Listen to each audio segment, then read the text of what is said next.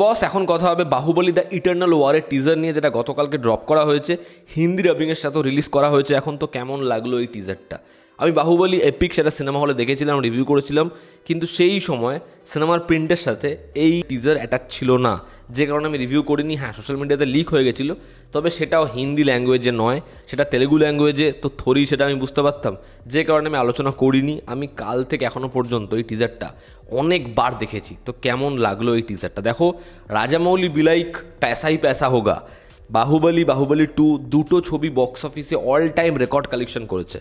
তারপর যখন দুটো ছবিকে কম্বাইন করে একটা ছবি হিসাবে এপিক হিসেবে আনা হচ্ছে, তখনও কাইন্ড অফ রিলিজে সেই ছবিটা ওয়ার্ল্ড ওয়াইড গ্রসের টপ 10 লিস্টে রয়ে যাচ্ছে। তো এই ছবিটার জাস্ট হাইপ, এই ছবিটার ক্রেজ, ভাবো এত বছর পরেও। আমি যখন সিনেমা হলে দেখেছি প্রায় হাউসফুল অবস্থাতেই ছবিটা দেখেছি, তো এত বছর পরেও সেই ছবিটা নিয়ে অডিয়েন্সের কী লেভেলে উন্মাদনা। এবং মহাবতার নরসিমা, সেই ছবিটা ভালো হয়েছিল, অ্যানিমেশনের কাজ ভালো ছিল, ছবিটা বক্স অফিসে রেকর্ড ব্রেকিং বিজনেস করেছে। কিন্তু বাহুবলীর তো প্রথম থেকেই এই লেভেলে ক্রেজ। যদি এই ছবিটা ভালো হয়ে যায়, তাহলে ভাবো এই ছবিটা যখন আসবে বক্স অফিসে কী লেভেলের কামাই করবে। এবং হয়তো এই অ্যানিমেশনের যে উইন্ডো, সেটা আরও বড় করে খুলে দেবে, কারণ অডিয়েন্স তো প্রথম থেকেই তৈরি ছিল, কাজ আরও বেশি পরিমাণে আসবে এবং ব্যাপক ব্যাপক নাম্বার নিয়ে যাবে। তো যদি বাহুবলী ইটার্নাল ওয়ারের টিজারটা বলি, তো এখানে গল্পটা খুব সামান্য রিভিল করা হয়েছে, যেখানে বাহুবলী, অমরেন্দ্র বাহুবলী, সে তো মারা গেছিল, বাট তার গল্প সেখানেই শেষ হয়নি।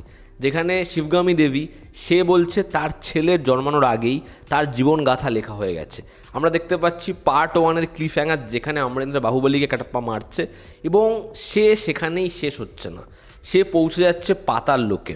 এবং এই যে বিষয়টাকে এরকমভাবে কানেক্ট করা, এটা ব্যাপক, জাস্ট ব্যাপক।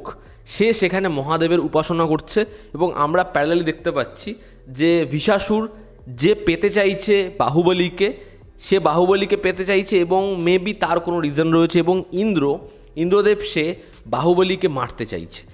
এবার এই যে মহাদেবের উপাসনা করছে এবং ভিশাসুর আর ইন্দ্রদেব, এই দুজনের মধ্যে লড়াই চলছে। এবং এই ডান্স স্টেপ এবং এই অ্যাকশন, সেটাকে যেরকমভাবে ম্যাচ করেছে, খুব সামান্যই রিভিল করেছে, তবে সেটার যে অ্যানিমেশন, যেরকমভাবে সেটাকে প্রেজেন্ট করেছে, ফুল মস্তি।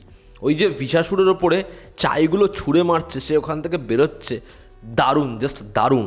এবং বাহুবলী, সে মহাদেবের কীরকম ভক্ত, সেটা তো পার্ট 1 পার্ট 2-তে চূড়ান্তভাবে এস্টাবলিশ। এখানেও সেই শিবলিঙ্গকে যেরকমভাবে দেখাচ্ছে, ব্যাপক লাগছে। এবং আমরা দেখছি সেই উপাসনা করে সে একটা রথ পাচ্ছে। এখানে ভিশাসুরকে তো কাইন্ড অফ হারিয়ে দিচ্ছে এবং ইন্দ্র বলছে কে বাঁচাবে তোমার বাহুবলীকে। আমরা তারপরেই দেখতে পাচ্ছি বাহুবলীকে, এবং বাহুবলী বলছি তোমার প্রশ্ন এটা করা উচিত যে কে বাঁচাবে তোমাকে। এবং যে পয়েন্টে এই টিজারটা শেষ করা হয়, ঠিক বাহুবলীর ফাইনাল যে সিকোয়েন্স, যেখানে ভল্লাল দেব এবং বাহুবলী দুজনের ফেস অফ হবে এবং একজন রথে করে এবং একজন সেই রথের ওপরে চড়ে, যেরকমভাবে ওই সিকোয়েন্সটা ডিজাইন করা, ওটা এখনও গুজবাম্পস দেয়।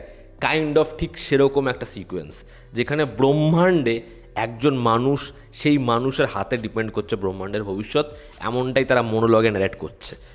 যেরকমের ভিজুয়ালস, যেরকম মিউজিকটা গেছে, ব্যাপক, জাস্ট ব্যাপক।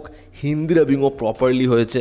আমি চাইবো এই ছবিতে বাহুবলীর গলা, সেটা যেন শরৎ কেলকারি দেয়, তাহলে সেই যে অরা, সেটা ফিল করা যাবে। তবে অ্যানিমেশন নিয়ে জাস্ট কোনো কথা হবে না, টপ নচ। এবং যেহেতু আমরা জানি যে যেরকমভাবেই ক্যারেক্টার গড়ে রাজামৌলি, সেখানে না মহাভারতের একটা ছাপ থাকে। কর্ণ এবং দুর্যোধন, সেখানে দুর্যোধন, তার কি উদ্দেশ্য, কর্ণর সাথে দুর্যোধনের সম্পর্ক, ঠিক এরকমই একটা বীজ থেকে এই গল্পের আইডিয়াটা প্লেস করা হতে পারে। যেখানে বাহুবলী, তার ক্যারেক্টারটা তুমি কর্ণর জায়গায় রাখো, এবং একইভাবে এখানে ভিশাসুরের যে ক্যারেক্টার, তার ক্যারেক্টারের আইডিয়াটা মেবি দুর্যোধন থেকে এসেছে।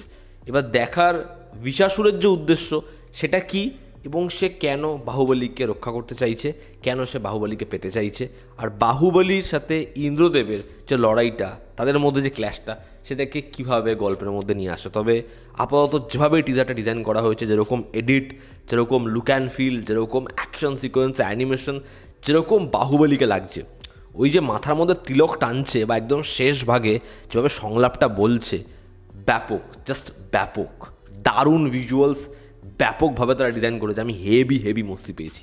তোমরা যারা দেখেছো, তোমাদের কি অপিনিয়ন জানিও। এই ছবির পরিচালক ঈশান শুক্লা, যে নিজে বহু বছর ধরে অ্যানিমেশনে কাজ করেছে, কালকি থেকে শুরু করে বহু এমন তার শর্ট ফিল্ম, অ্যানিমেশন ফিল্ম যেগুলো ভীষণভাবে অ্যাক্লেমড হয়েছে। দেখার এই পরিচালক কিভাবে এই অ্যানিমেশনে ওয়ার্ল্ডটা গড়ে, এর যে পার্ট 1 সেটার জন্য আমি মারাত্মক এক্সাইটেড। আশা করছি এই ছবিটাও যখন আসবে বক্স অফিসে রেকর্ড ব্রেকিং বিজনেস করবে। এর বাজেট 100 কোটি টাকা। আই হোপ এই ছবিটা বক্স অফিসে 1000 কোটি টাকার বিজনেস করে নিয়ে যাবে। তো এই ছিল আমার ওপিনিয়ন। তোমরা যারা দেখেছো তোমাদের কি রিয়াকশন জানিও।